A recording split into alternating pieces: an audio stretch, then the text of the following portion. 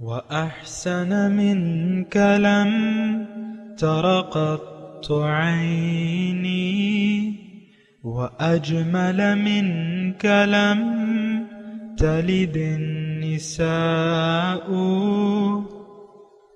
خلقت مبرأ من كل عيب خلقت مبرأ من كل عيب كأنك قد خلقت كما تشاء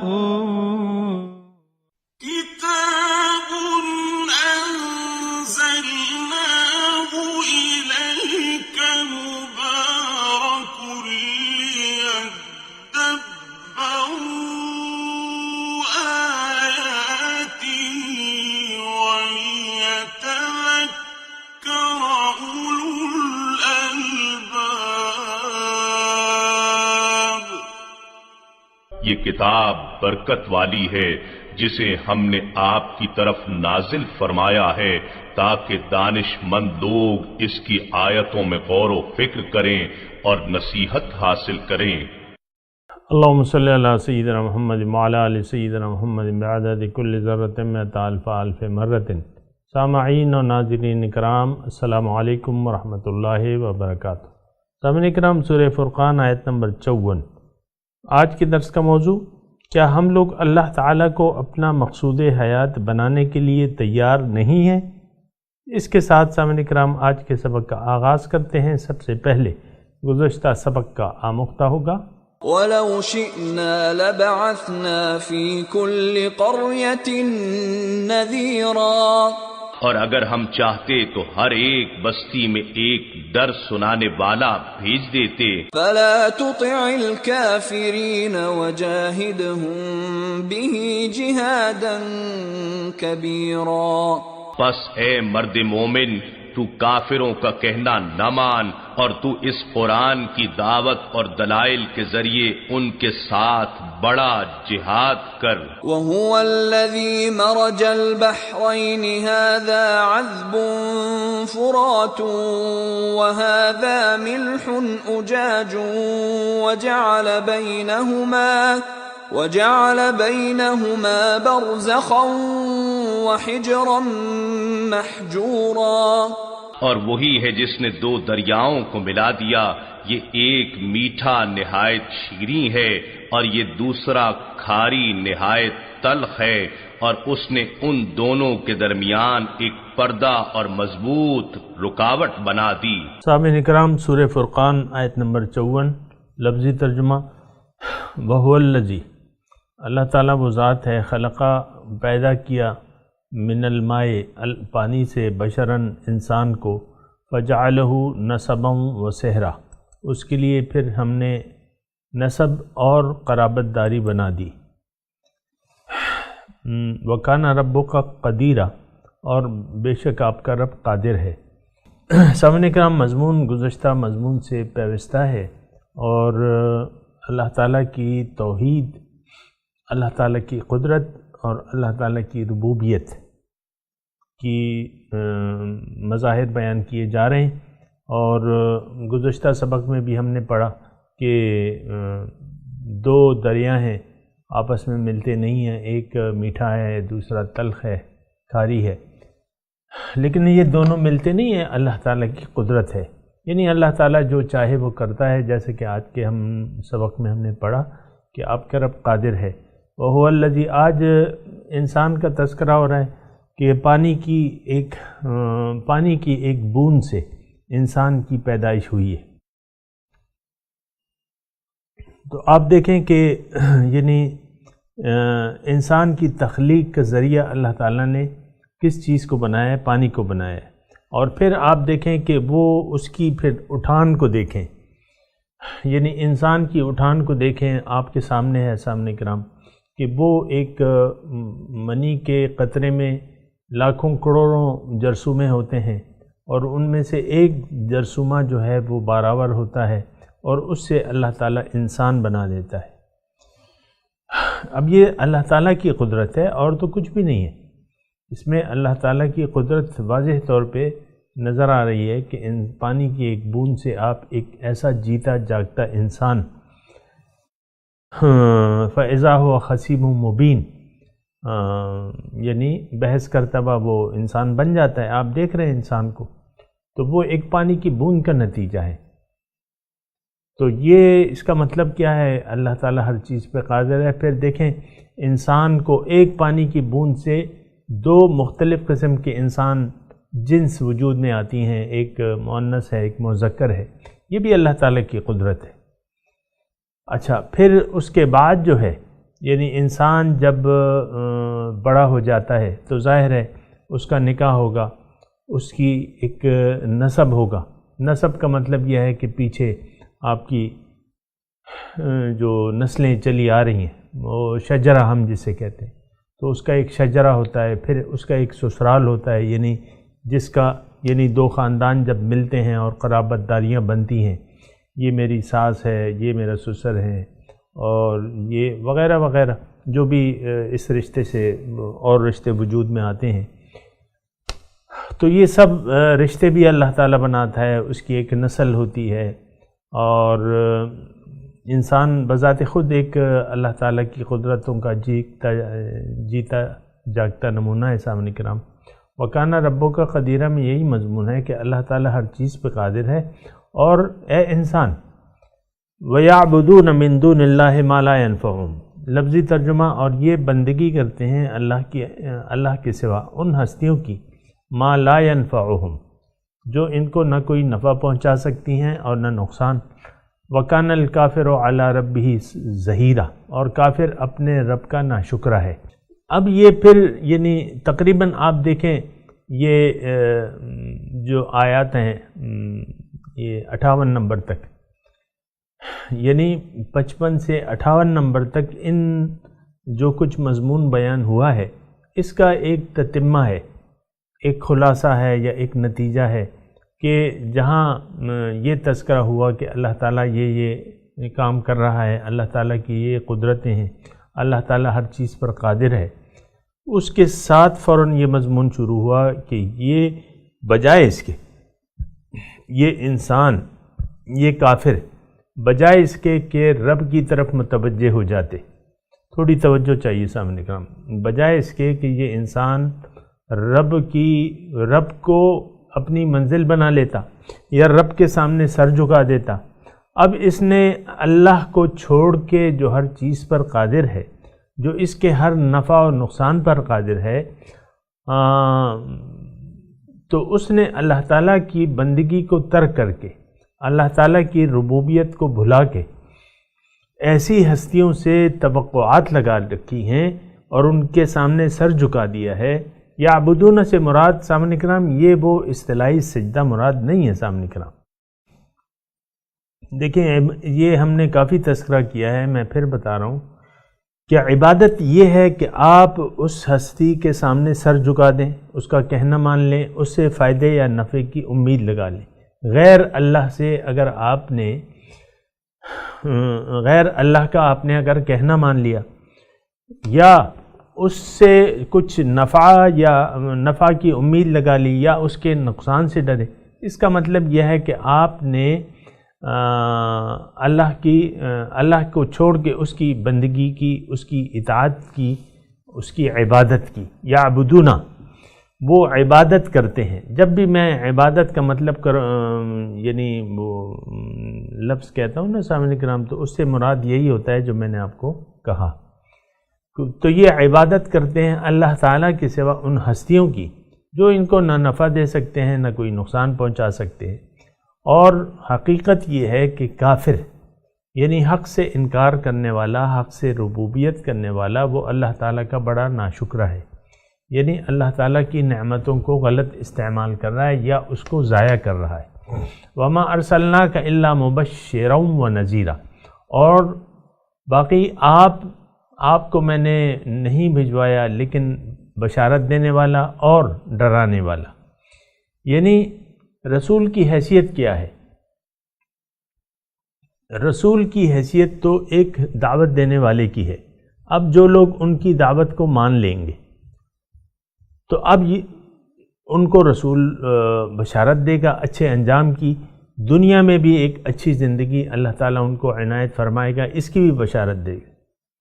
للذین احسنوا فی ہذہ الدنیا حسنہ، جو نیکوکار ہیں ان کے لیے اس دنیا میں بھی بھلائیاں ہیں، ولاجر الآخرۃ خیر، اور آخرت کا اجر تو وہ اور بھی بہتر ہے۔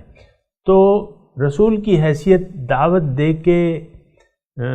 دینے والی کی ہے، اور جو ان کی دعوت کو تسلیم کر لیتے ہیں اور رسول کے حکم کے سامنے سر جھکا دیتے ہیں اور اللہ کو اپنی منزل بنا کے اللہ تعالیٰ کی طرف اپنا رخت سفر باندھ لیتے ہیں اور زندگی اللہ تعالیٰ کے احکامات کے مطابق گزارتے ہیں، تو ان کو رسول جو ہے وہ خوشخبری دینے والے ہیں۔ اور اگر کوئی نہ مانے تو انی لکم منہ نذیر مبین، پھر ڈرانے والے ہیں۔ یعنی ڈر کس چیز کا ہے کہ یہ دنیا بھی کافروں کے لیے پرسکون نہیں ہوگی، ایک بات، اور آخرت میں ان کے لیے اللہ کا عذاب تیار ہے، اس بات سے ڈراتے ہیں۔ اب دوسری آیت، قل ما اسألکم علیہ من اجر، آپ کہہ دیجئے کہ میں نہیں مانگتا اس تبلیغ کے عوض تم سے کوئی معاوضہ، الا من شاء ان یتخذ الی ربہ سبیلا، لیکن جس کا جی چاہے، کیا مانگتا ہوں؟ جو چاہے اپنے رب کی طرف راستہ اپنا لے۔ یہ بڑی اہم آیت ہے سامعین کرام، اس میں یعنی رسول جو ہے اپنی جو مشن ہے اس کی وضاحت بھی کر رہا ہے کہ میرا مشن کیا ہے، اور پھر اس دعوت کے بدلے میں کس چیز کا طالب ہے، یعنی قوم کو دعوت دینے کے سلسلے میں قوم سے کس اجر کا طالب ہے یا کس چیز کا طالب ہے، اس میں اس کی وضاحت ہوتی ہے۔ ایک بات اور بھی سامعین کرام نوٹ کر لیں، اور یہ میں اس لیے بھی کہتا ہوں کہ عام طور پہ ہم لوگ اپنے مقصد حیات سے غافل ہیں، اور اتنی یعنی بالکل کلیئر نہیں ہے یہ بات کہ رسول کی دعوت اصل میں ہے کیا۔ یہ بات اتنی کلیئر نہیں ہے جتنی کلیئر ہونی چاہیے، یا اتنی آگاہی نہیں ہے، اویئرنیس جسے آپ کہتے ہیں نا، اتنی اویئرنیس نہیں ہے، اتنی آگاہی نہیں ہے جتنی کی ہونی چاہیے کہ ہمارا مقصد حیات اصل میں ہے کیا، ہماری منزل کیا ہے، ہم نے جانا کہاں ہے۔ حالانکہ یہ بات جو ہے قرآن میں بڑی واضح ہے، دوسری جگہ اللہ تعالیٰ نے ارشاد فرمایا ہے کہ لیکن اس سے پہلے میں یہ مضمون ادا کر دوں اپنے الفاظ میں، تو پھر میں آگے بڑھتا ہوں۔ دیکھیں، اللہ تعالیٰ نے انسان کو بنایا ہے اپنے لیے، یہ بات بالکل واضح ہو جانا چاہیے کہ ہمارا مقصود ایک ذات ہے اور وہ اللہ تعالیٰ کی ہے۔ یہ دنیا کیا ہے؟ اللہ تعالیٰ سے ملاقات کی تیاری کی جگہ ہے۔ ہم دنیا میں اس لیے آئے ہیں کہ اللہ تعالیٰ کی طرف رخت سفر باندھ لیں، اللہ تعالیٰ کو اپنی منزل بنا کے لیے اس کے لیے محنت کریں۔ وجاہدوا فی اللہ حق جہاد، اللہ کے راستے میں محنت کرو، اللہ کے بارے میں اتنی محنت کرو، یعنی اس کا قرب حاصل کرنے کے لیے، اس کے نزدیک ہونے کے لیے اتنی محنت کرو جتنا کہ اس کا حق ہے۔ وجاہدوا فی سبیل اللہ، جد و جہد کرو، محنت کرو اللہ کے راستے میں۔ اور پھر اللہ تعالیٰ نے فرمایا، اے انسان انک کادح الی ربک کدحا فملاقیہ، اے انسان تم اپنے رب کی طرف جب سفر کرتے ہوئے مشکلیں برداشت کرتے ہو اور خوب محنت کرتے ہو، انک کادح الی ربک کدحا، تم یقیناً محنت کرتے ہو، محنتیں اور مشقتیں برداشت کرتے ہو اور خوب کرتے ہو، فملاقیہ، بس تم یہ اطمینان رکھو کہ تمہاری ملاقات اللہ سے ہو جائے گی۔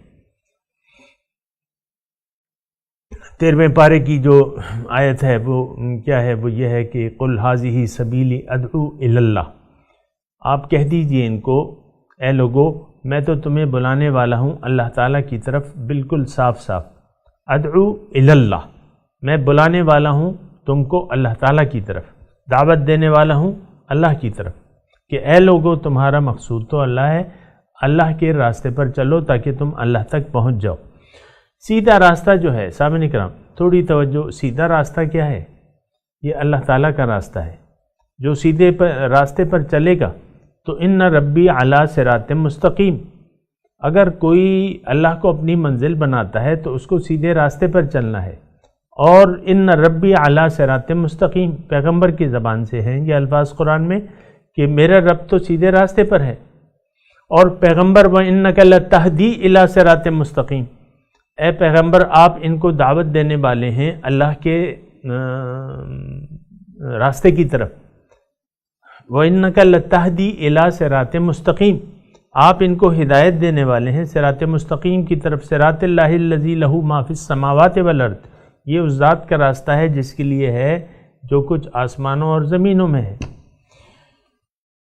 تو سامعین کرام یہ ساری باتیں ہیں اور ان سے یعنی ایک ہی منزل ہے سامعین کرام، دنیا میں آنے کی وجہ اور منزل ایک ہی ہے، کیا؟ اللہ، اللہ ہی کی طرف۔ داعین الی اللہ، پیغمبر کی حیثیت کیا ہے؟ داعین الی اللہ باذنہ، اللہ کے حکم سے اللہ تعالیٰ کی طرف دعوت دینے والے ہیں۔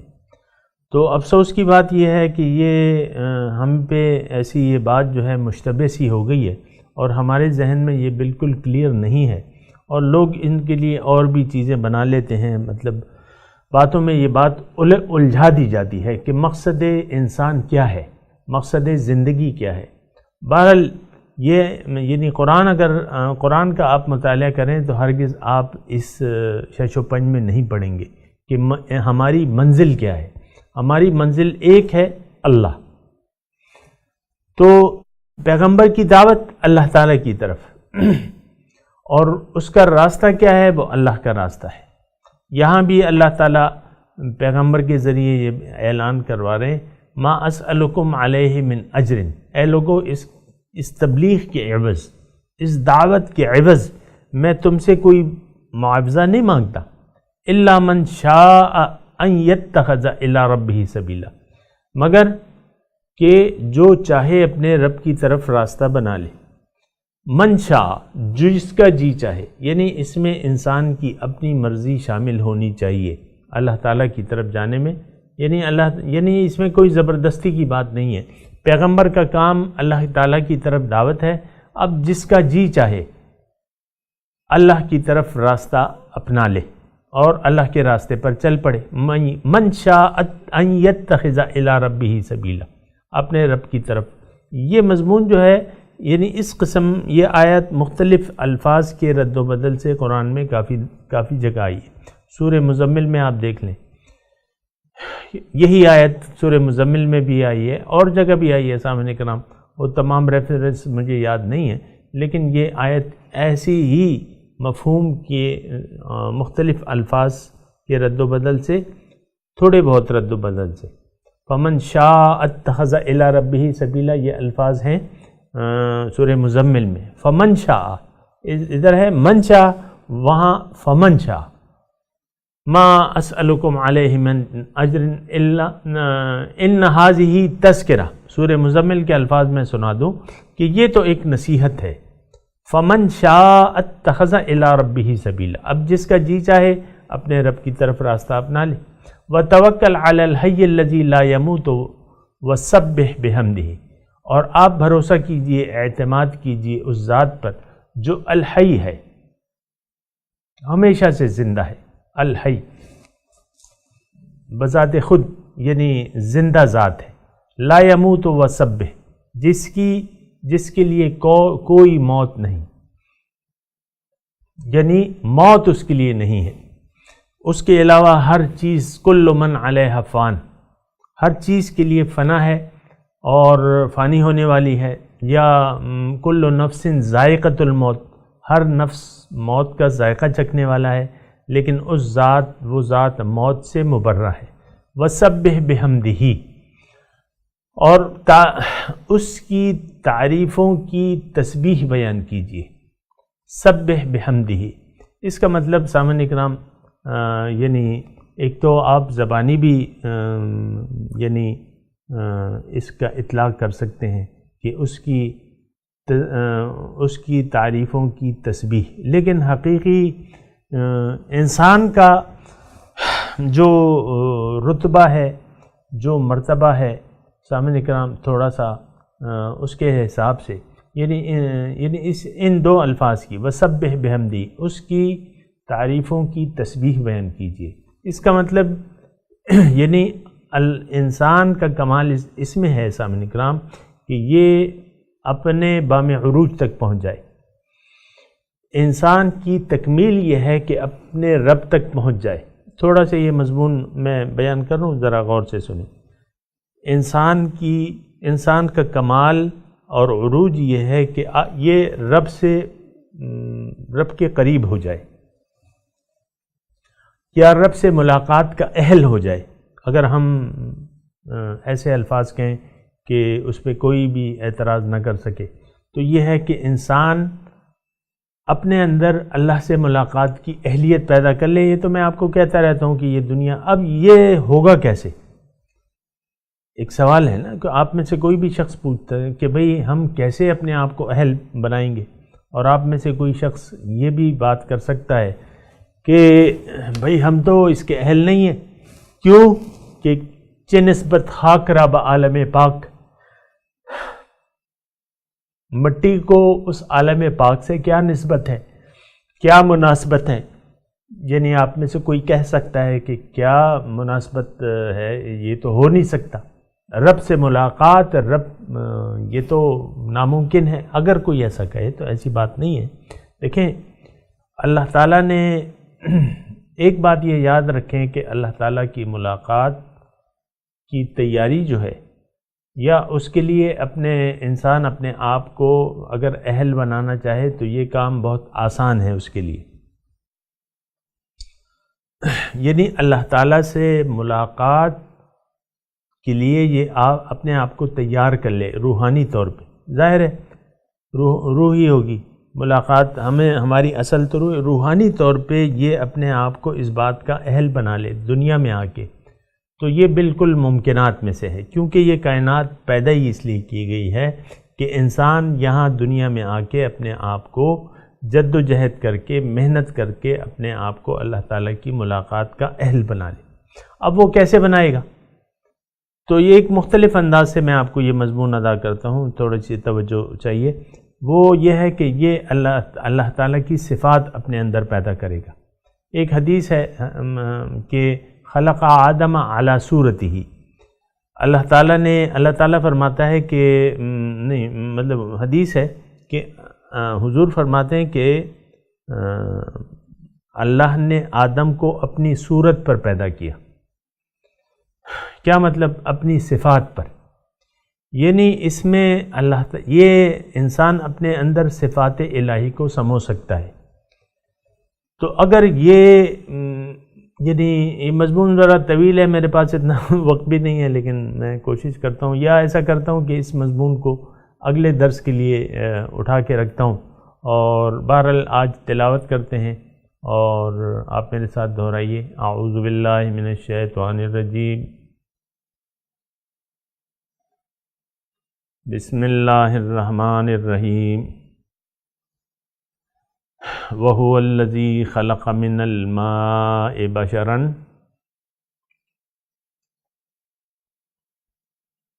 فَجَعَلَهُ نَسَبًا وَسِحْرًا وَكَانَ رَبُّكَ قَدِيرًا وَيَعْبُدُونَ مِن دُونِ اللَّهِ ما لا ينفعهم ولا يضرهم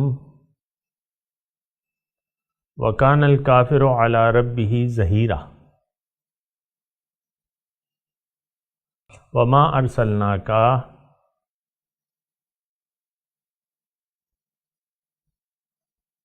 إلا مبشرا ونذيرا قل ما أسألكم عليه من أجر إلا من شاء ان یتخذ الی ربہ سبیلا۔ ترجمہ سنا دیجیے۔ وَهُوَ الَّذِي، اللہ وہ ذات ہے، خلق من الماء بشراً،